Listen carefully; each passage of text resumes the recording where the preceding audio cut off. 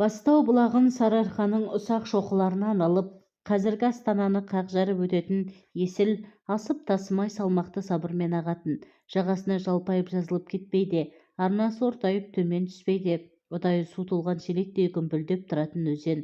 Ағысы астында беті қайнаған қазандай бүлкілдеп, ақ толқын ойнап жатады. Сол есілдің жарғайынға қарай бұрылар жағасында Мәңгібайдан келе жатқан Борангүл атты қазақ ауылы бар еді. Ертеректе өзімнің жас кезімде осы ауылдың бір келін түсіру тойында болғаным бар. Той не отырыс дәстүрінде, не қазақ дәстүрінде емес, әйтеуір араласып бытысқан жағдайда өтіп жатқанды. Кенет бір адам келді де, соның бірі аяқ астынан өзгеріп сала берді. Әуелі ол маған қалың бұлтты жарып шығып, көзіңді қарықтыра жалт ете қалған күн сәулесіндей елестеді. Үйдің ішінде бір керемет жылылық орнады. Енді кетсем бе екен деп отырған еріксіз бөгеліп қалдым. Үй иесі оны құдашамыз Ақмоладан келді. Пойыздан түскені жаңа қазірде деп таныстырды. Есімі Құралай, өзі де Құралай десе дегенде екен. Салған жерден той тізгінін қолға алып, отырысқа жаңа леп пен шарастық берді. Қазақтың осы күні ұмыт қалып бара жатқан кейбір салт дәстүрі мен ойыннан жиналғандарды еліктіріп, тойдың шырайын шығарды. Оның адамдармен сөйлесуінде, ыңғайласуында бір дегдарлық бар. Мойылдай қап-қара бота көзімен өзіңе елжірей қарағанда айтқанын істетпей қоймайды. Өлеңді де келістіріп айтып, домбыраны да шебер тартады екен. Кең пішілген көк көйлектің етегін жайып жіберіп отырғанда ханзада сияқты көзі ұшқын шашып тұрады. Екі ауыз өлең айтпайтын қазақ болмайды. Сіздерден тойға өнерлеріңізбен үлес қосыңыздар деп орыс қазаққа өлең айтқызды, домбыра тартқызды, қайсы біреулерін билетті. Әсіресе 100 грамнан кейін қызара бөрткен орыс келіншектері дүр көтеріліп думандатып жіберді. Мен қазақтың ескі дүние-ай, Құдаша деген әндерін орындап бердім. Құдашаның сөзіне салмақ салыңқырап, Құралайдың өзіне қарата айттым білем. Ол көзі шоқтай жайнап, күлімсіреп отырып тыңдады. Іштей толғанысқа түскен сәтте екі беті балбұл жанып, жүзі пейіштің төрінде құлпырып кетеді екен. Нағыз әншілер осында отыр екен ғой. Сіздің мына даусыңыз анау-мынаулардан көш ілгері деп мені біраз жерге апарып тастады. Жұрт қолқылап сұрап қоймағаннан кейін екеуміз қосылып Бегімайдың әнін айттық. Сол сәтте, сол күні, сол көңіл күйдің жағдайында бұл енді нағыз ғажайыптың өзі болды. Отырғандар асты үстіне қол соғып, дуылдасып, бізге бундершаф ішкізді. Рюмканы көтеріп жатып, Құралайдың көзіне қарап едім, ол енді мені іздегендей қадала қарап, іштей бір адам ауызбен айтып болмайтындай ризашылық сезім білдірді. Келіншек ауға оралды деп ойладым мен. Келіншек деп күйеуі бар деген соң айтып жатқаным ғой. Әйтпесе Құралайдың дене бітіміне қарап, есік көрген адам деп айтуға болмайды.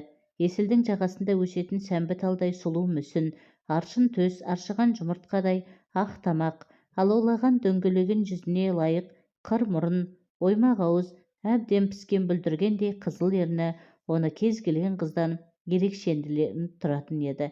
Той кеш тарады. Кісі аяғы сирадау деген бір шақта Құралай екеуміз алдын ала келіспесек те далаға бірге шықтық. Жаздың шаңқай шағы ғой. Түннің өзі күндізгі ыстықтың лебін қайтара алмай бусанып тұр.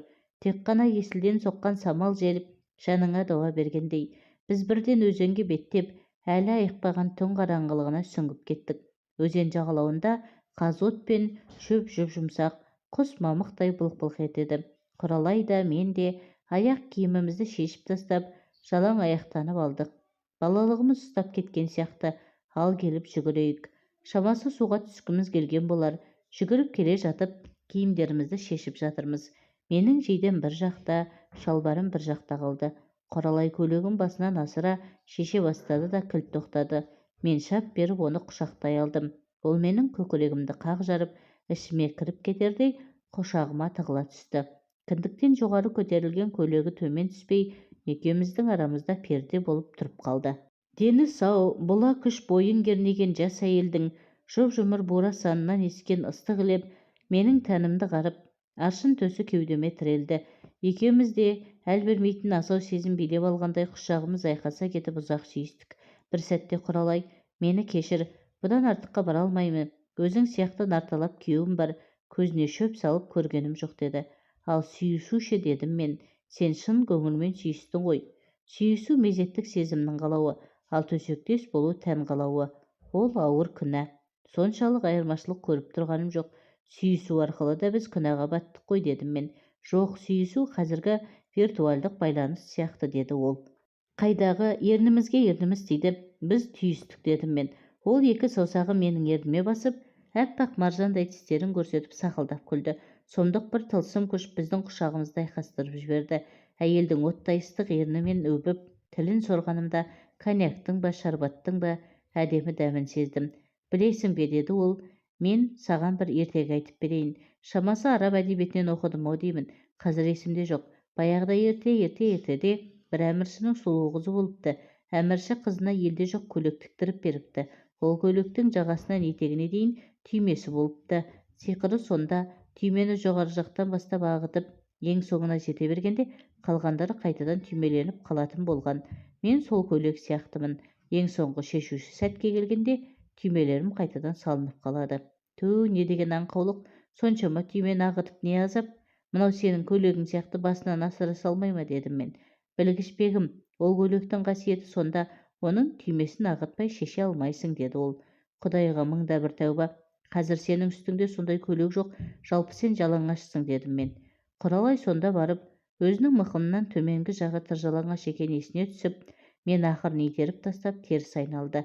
Есілдің мың бұралған бұйра-бұйра толқындары жағаны қайта-қайта зілсіз соққылап, жыбыр-жыбыр, қыбыр-қыбыр етеді. Құралай екеуміз аяғымызды суға малып, шалқамыздан жатырмыз. Аспанда жұлдыздар жарығы әлсіреп, таң атып келеді. Мен Құралайға, есілдің ар жағынан көрдім сені, сырғаңды қайық қылып өткіз мені, деп өлеңдеттім. Жоқ, деді ол, сен өтпейсің, арғы бетте қаласың. Мен ақыры ол айтқан жақта қалдым. Алайда арада 10 жылдан астам уақыт өткенде біз екінші рет кездестік. Бұл кезде үкімет Ақмолаға көшіп келіп, қаланың атауы Астана болып өзгертілген шақ еді. Корпорация басшылығының бұйрығымен Ордабай облыстық теледидарына бас редактор болып орналасқан едім. ТВ бағдарламаларын цифрландыруға байланысты республикалық семинар өтетін болып, бас инженер екеуміз Астанаға келдік. Семинар бұрынғы парламент мәжілісінің үйінде кіші залда өтті. Үзіліс кезінде түскі асты жақын жердегі өзіміз орналасқан Есіл қонақ үйінің ресторанында ішіп отырғанбыз. Ішкі түйсігім ту сыртымнан қадалған бір тосын көзқарасты аңғарғандай болды да, жалт қарағанымда алыстау түкпірде отырған бір әйелдің өзіме тесіле көз салып отырғанын аңғардым, бірақ түрін жыға тани алмадым. Ал көзі біреуді еске түсіргендей болды. Біртүрлі таныс, жылы көзқарас. Апырау, кім болды екен деп ойлағанымша болған жоқ. Ол орнынан тұрып маған қарай жүрді. Жақындаған сайын сана түкпірінде сығалаған бір ескі көріністің беті ашылып, мен оны тани түстім. Құралай, баяғы Құралай ғой мұнай. Ой Аллай, бұл қайдан жүр? Мен де орнынан атып тұрып, екеуміз құшақтасып, амандасып, мәз-мейрам болып жатырмыз. Осында, мынау әкімшіліктің ішкі саясат бөлімінде істеймін, деді ол. Оның әкімдіктеп отырғаны Есіл қонақ үйінің тап қарсысындағы 7 қабат зәулім үй. Бір кезде оның 7-ші қабатында біздің редакция болған. Бұл маңай, мынау қонақ үйі маған өте таныс. Өткен ғасырдың 80-ші жылдары менің біраз ғұмырым осы жерде өткен. Көп сөйлесуге Құралайдың уақыты тығыз болды. Тәртіп кеңес жұмысы дегендей, біз кешкілік кездеспек болып келістік. Осы қонақ үйдің 3-ші қабатындамын, 33-ші бөлме, дедім мен. Келем, деді Құралай. Қонақ күтетін болған соң бұрынғы бойға сіңген әдетпен бөлме ішін жинастырып, бірер шөлмек ішімдік, тіске басар жеміс жидек, сапалы тамақ алып қойдым. Менің бөлмемнен әкімдіктің алдынан беті алақанындай анық көрінді. 7-ші қабаттың оң жақтан санағанда 6-шы, 7-ші, 5-ші терезелерінде біздің кабинеттер болып еді.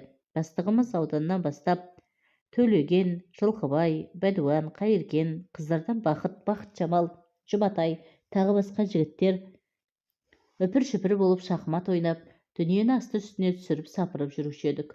Ол да бір өткен ғұмыр, қоламтаға айналған шоқ. Үрлесең бәрі есіңе түсіп, санаң жаңғырып қоя береді. Сонда ғой, Жұматай марқұмның президент Назарбаевқа өлеңмен хат жазып, кезектен тыс пәтер алатыны. Оның тілі тотияйын ғой, тиген жерін ойып түсетін. Құралай уәдесінде тұрды. Сағат кешкі 9-дарға таман келіп есік қақты. Ту, заман өзгерсе де, кеңселердегі жұмыс істеу тәртібі баяғыша қалыпты ғой. тым кеш шығады екенсіңдер, дедім мен. Айтпаңыз, деді Құралай. Қағаз бастылық қосылмаса азайған жоқ. Жарты ғұмырымыз осы кеңседе өтеді. Ол күлді, бірақ көзінде мұң бар. Жүзі де бұрынғыдай емес, солғын тартқан. Әр жерде болмашы әжім ізі сезіледі. Отырыс жақсы болды. Шарап іштік, тамақ іштік. Қазіргі саясатқа, Астанаға байланысты талай әңгіме айтылды. Ақырында сөз реті енді Құралайдың жеке басына тірелді. Жасыратыны жоқ, күйеуіммен сүйіп қосылдым. 5 жыл бірге тұрдық. Соның алғашқы 2 жылында өзімді бақытты сезіндім. Қалғанының бәрі азап, деді Құралай. Басты себеп баламыздың болмауы, бармаған жеріміз, қаралмаған дәрігеріміз жоқ. Кінә өзінен екенін білгеннен кейін күйеуім ұнжырғасы түсіп, мүлдем өзгеріп кетті. Өзім де көшеде кішкентай бала көрсем, есімнен танып, мүжіліп шаршап қалатын болдым. Жазығым не, жаратқан ием-ау, көшеге баласын тастап кетіп жатқандарға қиған бір шарананы бізге қимайсың ба деп егіліп талай-талай жыладым. Бала асырап алайық дедім. Күйеуім көнбеді. Алла тағала бізге бұйыртпаған екен.